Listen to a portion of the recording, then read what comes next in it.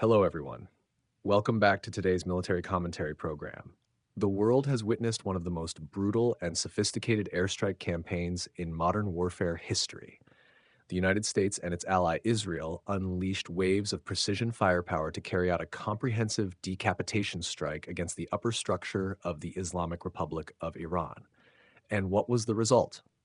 An unprecedented loss of personnel on the very first day of the war, from Supreme Leader Ali Khamenei, the Minister of Defense, to the commander of the Islamic Revolutionary Guard Corps, all were brought down. Telecommunications and internet systems from the capital Tehran were almost completely disabled by electronic warfare. But the brutality did not stop there. The high-tech assassination machine continued its bloody purge in the following weeks of March. The new Minister of Defense, just having taken office, was killed only days later.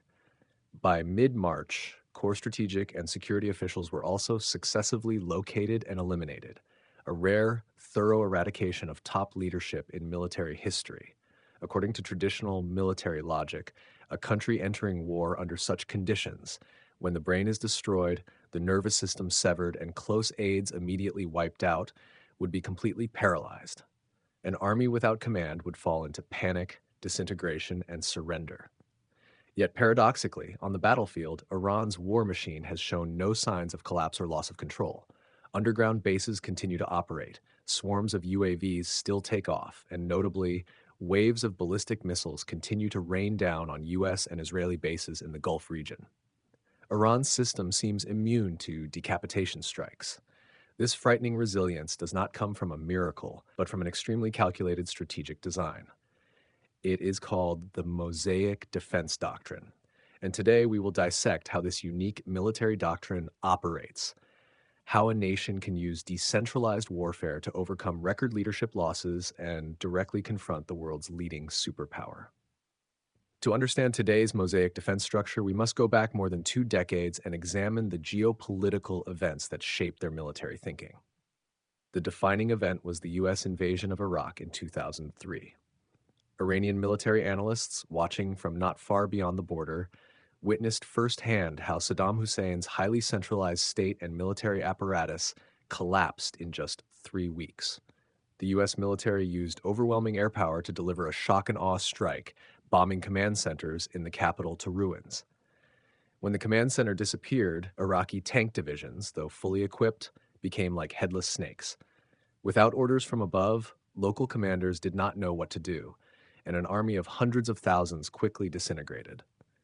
From this, combined with their own bloody experience in the 8-year Iran-Iraq War, 1980 to 1988, Iran drew a vital conclusion. In total war, the ability to endure losses and regenerate from the grassroots level is more important than rapid battlefield victories.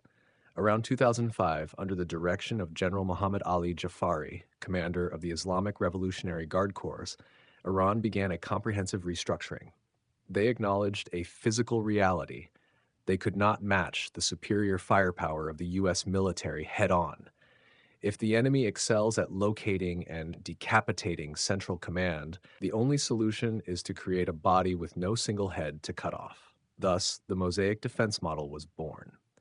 So how does Mosaic defense operate? In essence, this strategy transforms Iran's vast territory and rugged mountainous terrain into a deeply layered defensive matrix composed of thousands of interconnected yet fully independent tiles. Instead of maintaining a massive general staff controlling every artillery unit nationwide, the IRGC divided authority into 32 independent commands, 31 corresponding to provinces, and one dedicated to protecting the capital. Each province becomes an autonomous fortress, integrating defense resources, missiles, and militias into local communities. The key to this network is operational autonomy when communications are lost.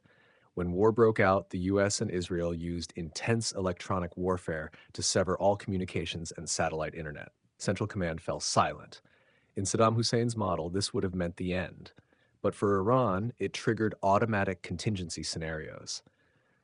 Provincial and district commanders did not need to call the capital for instructions. Instead, they relied on pre-rehearsed scenario manuals practiced thousands of times in peacetime. They immediately switched to independent operations, activating militias, deploying mobile missile launchers from mountain caves, launching swarms of low-cost UAVs like Shahed drones toward pre-programmed targets. Each tile independently attacks the enemy in its own way. What most troubles Western strategists is the hierarchical succession mechanism. When U.S. precision strikes eliminate high-ranking officers, Iran's system does not fall into a power vacuum. Why? Because within each command node, a reserve structure is pre-established up to 3 or 4 levels deep. If a commander is assassinated, the deputy immediately takes over. If the second is killed, the third steps in instantly, right on the battlefield. This system eliminates bureaucratic delays and the golden window that U.S. forces typically exploit to deepen enemy chaos. However, this raises a major paradox. Why would a theocratic regime, inherently centralized around a supreme leader, be willing to decentralize life and death decision-making to local commanders? The answer lies in 3 factors. First, leadership recognizes that the greatest existential threat is not internal coups, but external regime change efforts by U.S. and Israeli firepower. Decentralization is essentially an insurance policy for the regime's survival. Second, ideological filtering. Iran does not grant autonomy to the regular army, but to the Revolutionary Guard. Mid- and lower-level officers entrusted with lethal authority have undergone decades of rigorous ideological screening for loyalty to the supreme leader. Even when isolated, they are expected to aim their weapons at the enemy, not the capital. Third, governance through guiding principles. Decentralization does not mean chaos. Local commanders act within predefined red lines and scenarios established during peacetime. An invisible yet crucial factor is morale and religion. Over the past 3 weeks, despite enormous leadership losses, Iran's messaging has shown no grief or panic. Successors speak of revenge as a natural duty. The deaths of leaders are treated the same as the sacrifice of frontline soldiers. Why do Tehran's leaders not prioritize their own survival? Because they are guided by a culture of martyrdom, shahadat, the core of Shia Islam. Unlike Western perspectives that see the death of generals as catastrophic, Shia ideology views dying against oppression as the pinnacle of spiritual devotion and sacred honor. Most of Iran's senior commanders were shaped by the brutal Iran-Iraq War.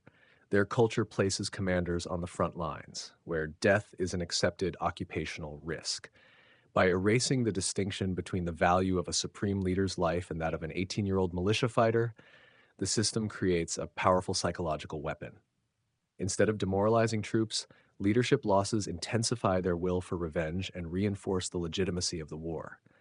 Rather than spending billions to protect individual lives from U.S. weapons, Iran invests in protecting the soul of its war machine, its capacity for retaliation. The deaths of elites are weaponized as fuel to drive the system more violently. If domestic mosaic defense ensures survival, exporting this strategy creates strategic depth. This is the strength of the axis of resistance. Unlike NATO-style alliances that require centralized command approval, Iran applies a franchise-like warfare model through the Quds Force. Acting like a parent company, Iran provides funding, ideology, and technology transfer rather than direct weapons. They teach Houthi forces in Yemen to assemble UAVs.